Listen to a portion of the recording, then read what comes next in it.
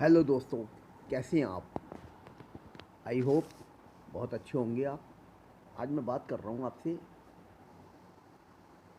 देश के एक महान सपूत राजीव दीक्षित जी के बारे में, जिनका निधन 2010 में रहस्यमयी परिस्थितियों में हो गया था। इनका जन्म 30 नवंबर 1967 को अलीगढ़ ज़िले में हुआ था और देश में स्वदेशी आंदोलन पूरी तरह लाना चाहते थे ये। जितनी भी हमारे देश में मल्टी नेशनल कंपनीज हैं, इनके विरोधी थे ये। देश में चाहते थे कि देश का पैसा देश में रहे, देश की तरक्की हर दिशा में हो और हमारे देश में चारों ओर खुशहाली का वातावरण आए। ऐसे महान प्रतिभाशाली व्यक्ति जिन्होंने इंटरमीडिएट फिरोजाबाद ज़िले से किया, बाद में बीटेक एमटेक इन्होंने कानपुर और इलाहाबाद से बताया जाता है कि इन्होंने एमटेक किया। सन 2009 में ये बाबा रामदेव से जुड़े और बाबा रामदेव से जुड़ने के बाद बाबा जी ने इनकी प्रतिभा को पहचाना और उसके बाद ये उनके साथ स्वदेशी आंदोलन में जुड़ गए। कहा जाता है कि इनके बहुत सारे दुश्मन पैदा हो गए, क्योंकि ये बहुराष्ट्रीय कंपनियों के अगेंस्ट थे। देश में स्वदेशी का परचम लहराना चाहते थे ये। अब होता क्या है कि जब एक बार ये छत्तीसगढ़ छत्तीसगढ़ गए हुए थे कोई व्याख्यान देने। मैं आपको बता दूं, ये बहुत ही महान वक्ता थे। इनकी वाणी में बड़ा ओज था और लोग इनको सुनने के लिए बहुत बड़ी संख्या में आते थे। होता क्या है कि वहाँ व्याख्यान आदि देने के बाद में 29 नवंबर को इनकी तबीयत खराब हो जाती है और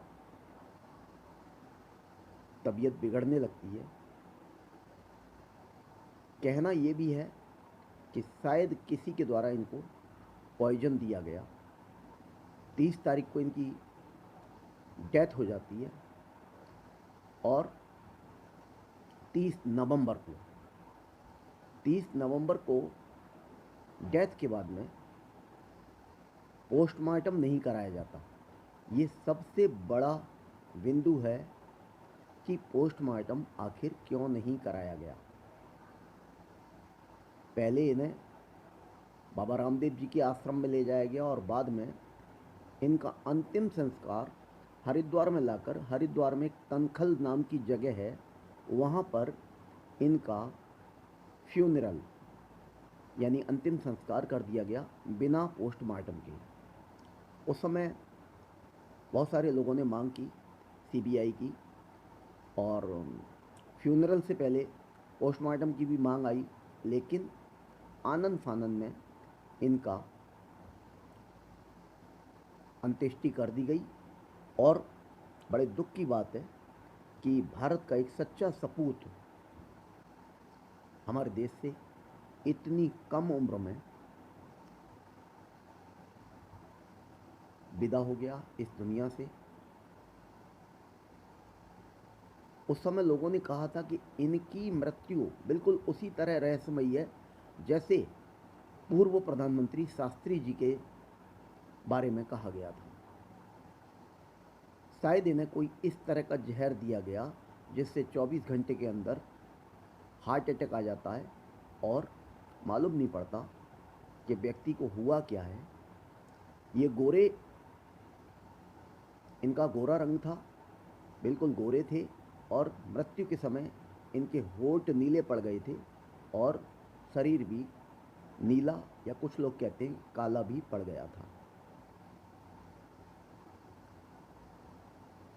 बाबा रामदेव जी की कंपनी के कुछ लोगों पर आरोप लगा, लेकिन बाबा जी ने इसका विरोध किया और कोई सच्चाई सामने नहीं आ पाई। इनकी मृत्यु पूरी तरह रहस्यमयी है आज तक। हमारे देश का ये दुर्भाग्य है कि बहुत सारे हमारे देश में ऐसे प्रतिभाशाली व्यक्ति हुए हैं जिनकी प्रतिभा को देखकर किसी षड्यंत्र के तहत उन्हें मार दिया जाता है, बाद में कोई जांच नहीं होती और सारा मामला अधूरा रह जाता है। सच सामने जनता के आ ही नहीं पाता। मैं आपको एक नाम बताता हूँ, शायद आप मेरी बात से सहमत होंगे। काफ़ी समय पहले दीनदयाल उपाध्याय जी के बारे में भी कुछ ऐसा ही हुआ था। मुगल सराय स्टेशन पर उनकी डेड बॉडी मिली थी, उनके हाथ में एक नोट था और उनकी हत्या हुई या नेचुरल डेथ थी, वो भी आज तक उनकी डेथ मिस्ट्री बनी हुई है। दोस्तों, राजीव दीक्षित के बारे में मैंने जो आपको बातें बताई, जो मैंने कहा, आप क्या कहना चाहेंगे? इतना अच्छा व्यक्तित्व, जिनको किसी चीज़ का लालच नहीं, पैसे का लालच नहीं, देश में स्वदेशी लाना चाहते थे और इनके सबको एट द टाइम इनके पैतृक गांव नहीं ले जाया गया और कनखल में जल्दबाजी में, हरिद्वार के पास में कनखल एक स्थान है, वहाँ जल्दबाजी में इनकी अंत्येष्टि कर दी गई। आप क्या कहना चाहेंगे इस बारे में? प्लीज़ मुझे कमेंट करके बताइए। Thank you. Have a nice day.